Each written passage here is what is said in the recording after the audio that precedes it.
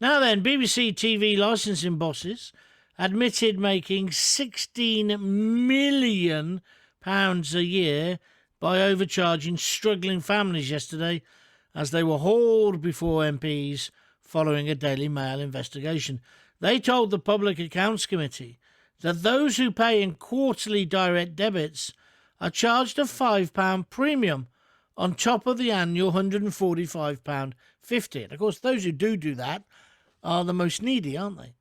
This money, which goes to the corporation, is taken from about 3 million poor people who can't afford or do not wish to pay the fee in one go. Let's talk about this, shall we? With Andrew Allison, head of campaigns at the Freedom Association and press spokesperson for Axe the TV Tax. Good afternoon, Andrew. Good afternoon. How are you? I'm very well. We've had utility companies doing this in the past. Those who can't afford to pay their lecky and gas and go on a meter and are often charged more. This is exploiting vulnerable and making vulnerable and poor people get into even more debt. I know it's only a fiver, but it's still a fiver, isn't it? It certainly is. And of course, if it had been any other company, you just cited the utility companies, but if it had been any other company, this would have been headline news on the BBC, and you'd have had some sanctimonious BBC reporter sat there saying how dreadful it is and how bad it is for the poor. But when it's the BBC doing it, of course, it won't make the headlines, will it? Well, not on the BBC. Certainly won't. Although they did give themselves a little bit of horsehair shirt the other week when, of course, it was exposed about some of the tactics that the companies were employing to get the licence fee out of people. Is this simply a symptom of the fact that the tax, I call it a poll tax, is basically out of date in the modern digital platform world? What do you think? Of course. Yeah, of course it is. Yeah, it should be abolished completely. It's completely out of date in the modern world that we live in. There just isn't a place for it anymore. I mean, people don't watch live television like they used to watch it before. No. It's not as if people sit down religiously and watch Coronation Street or whatever it happens to be. I know a lot of people still do, but the numbers are getting less and less each year.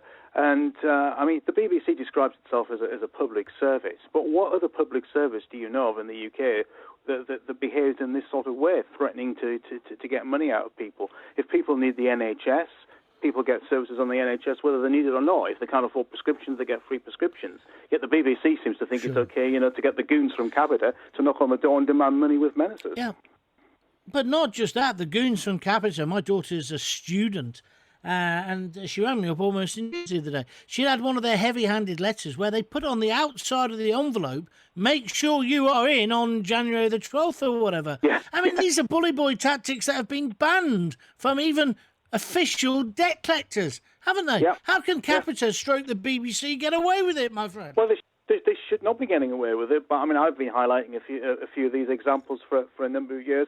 I've heard of some horrible examples. One MP told me about his brother who eventually paid up, even though he didn't need to pay up because he didn't have a television, just to get those people off his doorstep. I mean, there's some really serious bully boy tactics, and some of them should have legal action taken against them. How do we change it? I mean, is it, you say abolish the fee. So if we abolish the licence, are you actually talking about abolishing the BBC? No, I'm not really, because I do like quite a lot of BBC programmes. But at the same time, you should be allowed to pay your money and take your choice. We could easily move in, well, maybe not at the moment, but certainly in the years to come, we can move to a subscription service where people just pay for it if they want it, like they will pay for Netflix or they will pay for Amazon Prime or other companies like that. That's the way that we should be moving forward in a modern world. We shouldn't be taking money off people compulsory, whether they watch the BBC or listen to the BBC or not. Do you think it's also a problem because the BBC is just too damn big? With this whole raft, I mean, I worked for them for 20 years. There's this middle management which is just huge.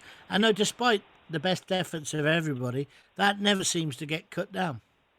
No, it never does it? And but that's symptomatic, I think, of a lot of large corporations. They're not very good at running their organisations in a lean and lean and good way. If you want to know how to run an organisation, ask a small or medium-sized business, where every pound matters. But with the BBC, every pound doesn't matter, does it? You know, the chief executive from Capita's paid over £2 million on that contract they get from the BBC. The director general's paid nearly £500,000. You've got loads, dozens and dozens of people employed by the BBC. Not presenters, not the talent, but managers in the BBC who are paid more than the Prime Minister, and that is just going to continue because of the size of the corporation. So, do we need to then prune it? Do we cut it? Do we say, no, it's got to be all subscription? Do we say, I mean, they just closed down Radio 2 overnight live programmes. I mean, there is an argument to say Radio 1 and Radio 2 could be privatised. I even put this forward with the Radio 4 camp, because I meet so many middle-class people who say they couldn't live without the Today programme and they couldn't live without the Archers. Okay, then, Jeremy, you can pay for it. I don't see why they should get it free just because it's considered to be high art or you know, AB associated in terms of the demographics. You know, they can pay as well as Radio 1 listeners. What do you think? Yeah. Yes, they could. That is certainly a way of doing it. The BBC is a worldwide brand, an internationally recognised and trusted brand. But at the same time, it doesn't make any difference as far as the corporate world is concerned. If it's broken up into Radio 1, Radio 2, Radio 4, BBC 2, whatever it happens to be. And the BBC certainly needs to generate far more sales from BBC worldwide. Because it's got some really, really good shows there that should be making it far, far more money.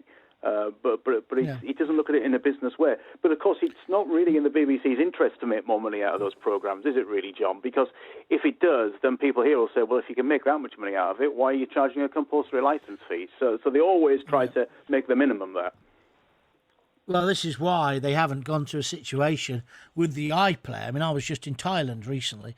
And why on earth I, as a licence fee payer, can't put a code into the iPlayer so I can watch it when I'm in Bangkok, just as if I was in Birmingham, is beyond me. Well, the reason is, if I did do that, then smart Alex like you and I would start saying, oh, now we can judge which programmes are popular and which ones people are willing to pay for. That's why they haven't put that piece of technology into the iPlayer. And instead now they're targeting students to make them pay the licence fee. Meanwhile, prisoners get it for free. I mean, the whole thing just doesn't add up, does it? No, it doesn't. I totally agree with you. Yeah, but also the technology doesn't always work brilliantly, does it? I mean, if you load something on it could be Netflix, any of the companies, but it tends to work. You know, I've got Now TV at home, and but I've also got it on my phone, therefore, and I've got it on my laptop. So, you know, I'm away on business quite regularly, so I'm sat in a hotel, want something to watch, and I can just put my laptop on, and it works. The technology really works well. But people like that. That is the future. Without a doubt, that is the future. And eventually the licence fee will go. But the government, of course, last year gave the BBC another 11-year charter to get it out of the election cycle. So, and of course, the licence fee is now going to go up year on year. So the BBC is going to get even more. But it's also worth noting that the BBC also gets more and more because as more houses are built, there are more licence fees that are collected. So it automatically gets an increase just in the number of houses that it's collecting money from. Do you think there'll be more and more resistance, though? People refusing to pay, people pretending they don't watch live or saying they don't have a TV. I mean, I've lost count of the number of people who tell me they no longer pay. Yeah, well, a lot of people tell me the same, and that is growing. And, of course, the BBC is worried about that trend. I mean, the fact is, if you just want to watch streaming services, and you're not watching live TV at all, then of course that's exactly what you can do. If you're not using BBC iPlayer, well, they're not going to be starting to charge you for that either. So if you want to watch a repeat of news at 10 on ITV or Channel 4 News on all four, and you're not watching live TV, then it's perfectly legal not to pay a license fee, and more and more people are doing that without a doubt. It is just a crazy world that we have all these digital platforms, all these mini payments that we can take. I mean, I've got Netflix $7.99, I've got Prime because I got it free. But the bottom line is I've got all these, and I've got my Sky, which I'm paying £140 a month to or whatever, which I don't begrudge because I've chosen what I want to watch. And then I've still got this piece of paper from the license fee, and I've got morons abusing me if I don't pay it right on time. And then I've got to buy one for my daughter as well, whereas my daughter's got my Sky account, so she's watching Sky Go on her mobile. and a Yeah, boyfriend's precisely. watching all the football on it because I've already paid and I'm allowed to have it on X amount of devices. I mean, Yeah, exactly. it just doesn't add up. And I'm Yeah. a supporter of the BBC, and the BBC does some great things, but I just don't see how it can survive. I don't want it to No. survive either, if I'm Well, honest. yeah, I think I do want it to survive, but it can't go on the way that it's doing. It's using a prehistoric sort of funding system for a modern world. As you say, I mean, my son's the same. He's coming to 18. He's going to be off to university very shortly. And exactly, he'll have his laptop with him, and he'll watch things that are on my Now TV account, and watch box sets and things like that. And that's all perfectly fine because he's using it on my account, and there's nothing wrong with that. And that is the future, isn't it? And that's what people want.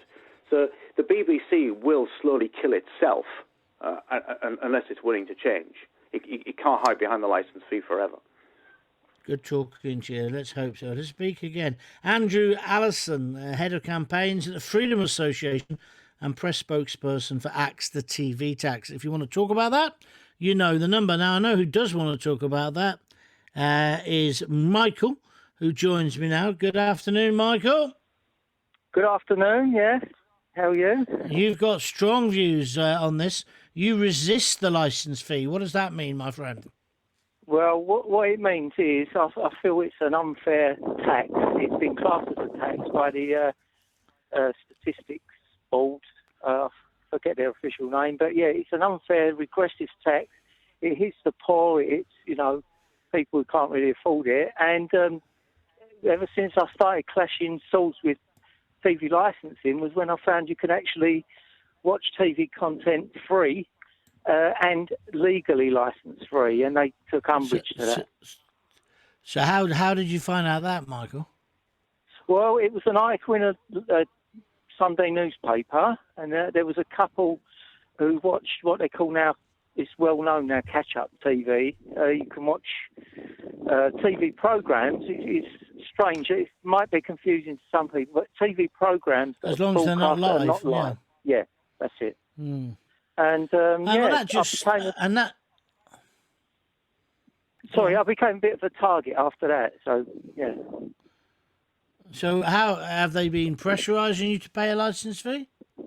Oh, definitely. Yeah, over the years. I mean, there was. I won't talk about the case now for legal reasons, but there was a big case that I won against them, and since that case they've left me alone. But no, up till then.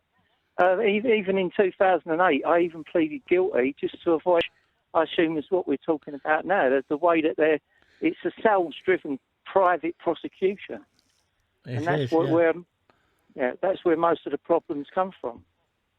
So what's the solution then? We need to find a new way to fund the BBC, or as I said to my previous guest, do we just need to close down the BBC? What do you think?